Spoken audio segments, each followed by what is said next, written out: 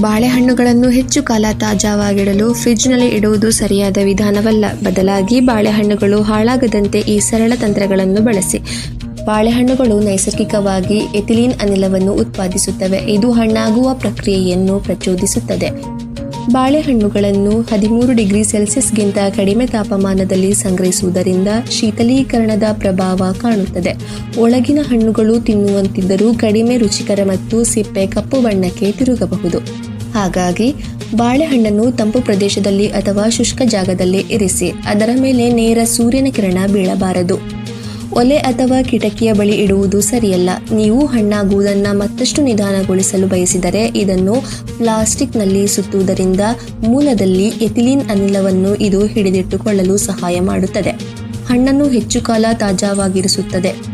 ಈ ಸರಳ ವಿಧಾನಗಳು ನಿಮ್ಮ ಬಾಳೆಹಣ್ಣಿಗೆ ಕೆಲವು ಹೆಚ್ಚುವರಿ ದಿನಗಳ ತಾಜಾತನವನ್ನು ನೀಡಬಹುದು.